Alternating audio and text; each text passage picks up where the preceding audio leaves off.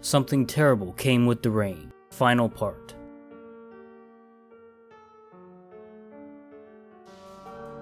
Although the lab was enormous and had lots of staff, Andrew was the only one who managed to survive. He explained when the alarm went off, all military personnel went to secure the source on Site-36, but perished. Andrew had no choice but to initiate full lockdown. So what exactly is 36? I asked. Well, Andrew started. It all began as an accident.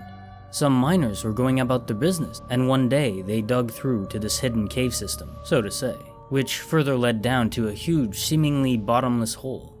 Now, at first it was just an interesting tourist attraction, but then people reported hearing voices coming down from there. And then the first accident happened. You remember that little girl that disappeared a few years back? Katie Chandler? Alyssa interjected. Yeah, the official story was she just went missing during a field trip to the cave with her school, but in reality, she fell down the hole. Well, dragged down is more accurate. Wait, the teacher who took the class on the field trip claimed there was no way she fell inside the hole. Andrew nodded. Yeah, as soon as the incident happened, the teacher was bribed and threatened by the government. The kids' stories of monsters were of course dismissed. We had our eyes on this place for a while as a precaution, but only after we saw Katie getting dragged down were our suspicions confirmed. After that, the military quarantined the zone. Our lab was set up here, and we've been studying the hole ever since. The public was told the area was closed off due to the police searching for the missing girl. But something went wrong. Monsters occasionally kept emerging from the cave. We tried investigating the hole, but it was impossible. It was as if a completely different world was down there, and then they stopped coming out altogether. But the government wanted to know more about them, so they sent a special machine to draw them out. What? They created a link with the world down there via a machine. Let's call it a portal. But they underestimated the monsters, and soon thousands of them poured out of the portal and were set loose on the city. So what about the rain? Interestingly enough, as the rain increases, so does the activity in the portal. We still don't know how they are connected, but one thing is for sure. The heavier the rain, the more dangerous they are. Doc, on our way here, the creatures outside were merging into a big pile, and they weren't hostile towards us. Yes, the creatures seem to be operating in hive-like mind matter. Whatever is controlling them seems to be coming from the source, the portal. We believe they have a queen, or something of the like. How do we stop them? Your best bet is to destroy the machine. It's very fragile, so a few bullets should do it. But that still leaves the monsters outside. Andrew nodded. Yes, and if the machine is destroyed, there may be a number of residual monsters coming out of the hole, the ones that managed to get into our world before the connection is severed, and chances are the government will nuke the city to prevent it from spreading. But if we close the portal, the monsters may get confused without the connection to their leader. I can then contact HQ, and they may conduct a full sweep and a rescue mission. What are those creatures anyway? Well, we don't exactly know. Our research team believes they were dormant for centuries, and those miners woke them up when they dug up their sanctuary. We studied a few specimens, but we still barely know anything about them. There was a long silence. Well, time for me to go. I stood up. Wait, take this. Andrew went to his desk and returned with a box of pills. It will suppress the bacteria, but only for a very short time. Take one every hour and no sooner. This strain is highly adaptive and can develop resistance within days. Thanks, Doc. My mind was on autopilot, and I tried not to think about the fact that my time on this earth was very limited.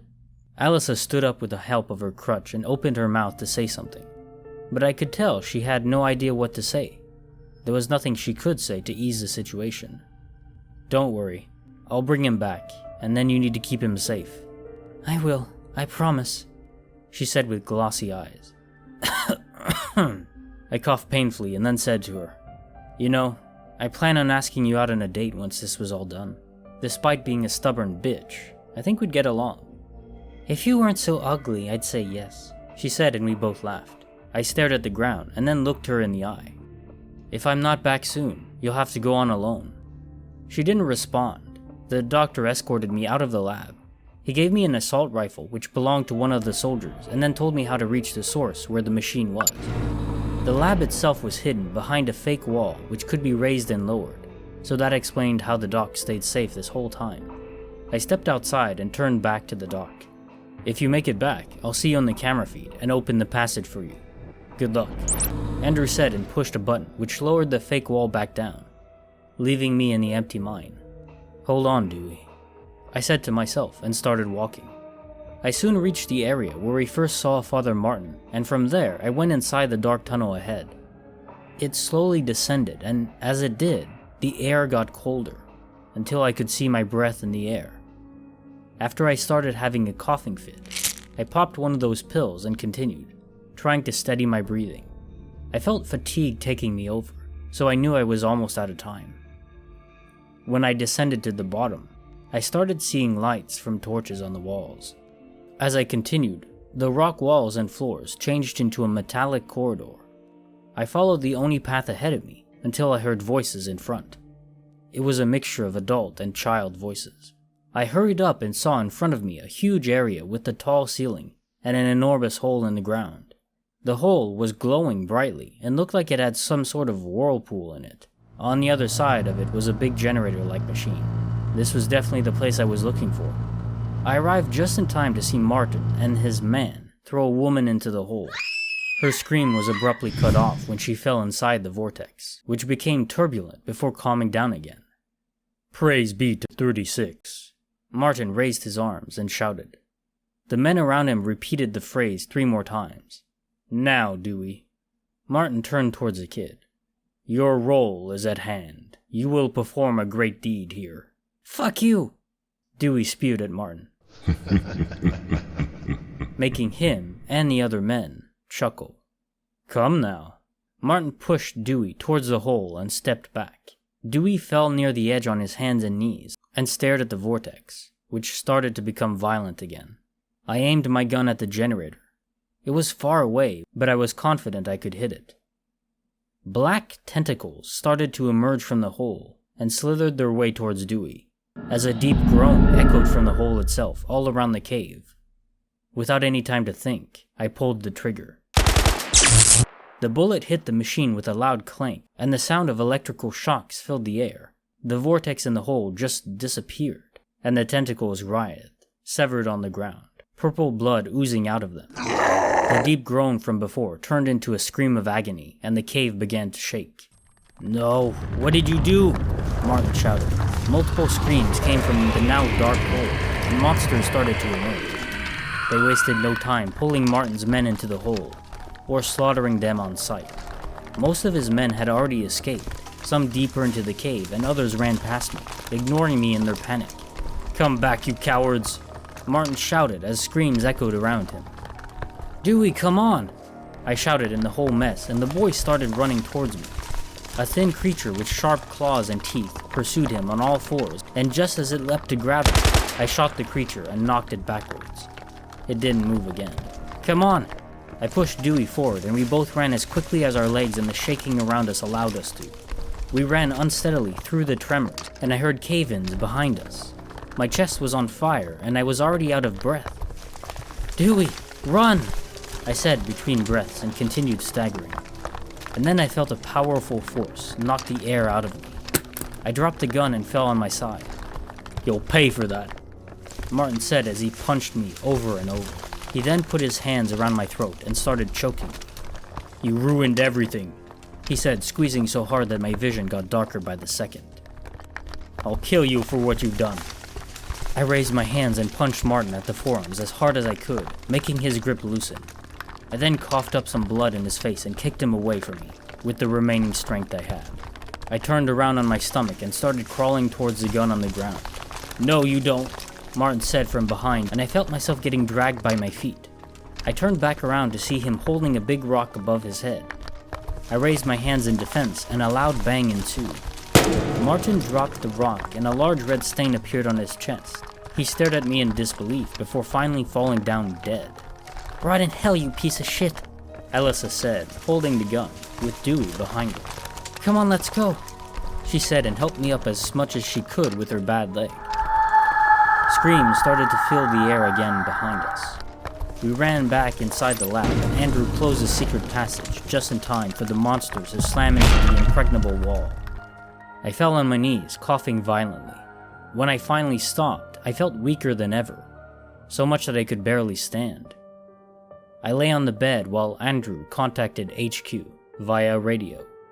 A few minutes later, he got a response and the military confirmed they would eliminate the remaining monsters and perform a search and rescue immediately. "You did it," Alyssa told me as she held my hand, but I couldn't respond since I fell out of consciousness. I woke up sometime later on the same bed. Alyssa and a bunch of doctors were around me. "Good, he's stable," one of them said. "Is he gonna be okay?" I looked around and saw military people talking to Andrew and more doctors walking around the lab. If we had arrived a few minutes late, he would have been dead, the doctor said. He can never be rid of the infection, but the bacteria will remain dormant as long as he takes the medication. You'll have to keep a close eye on him, and if there's ever the slightest change. "I know, I'll take care of him." The doctors left and Alyssa sat next to me with a big smile and squeezed my hand. "Hey, you hear that? You'll be alright." I closed my eyes and squeezed back. There was no news coverage about the incident, and all the rescued survivors were forced to sign an NDA about the whole deal, under the threat of incarceration and even execution. The official reported story was that there was a virus outbreak, which has since been contained, despite the numerous casualties. Months later, I live a normal life, albeit with a lower lung capacity. Dewey lives with his aunt now, but Alyssa and I make sure to visit him every week. Everyone else seems to be back to living their old mundane life too, and no one talks about the rain incident. One thing still bothers me though. Whenever it rains, I always hear something when I'm home, something that puts me on edge and takes me back to the day where the whole incident started.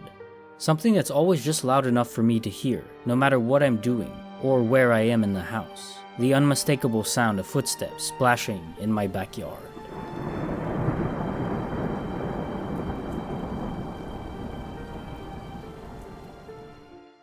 This is Kinetic Symphony.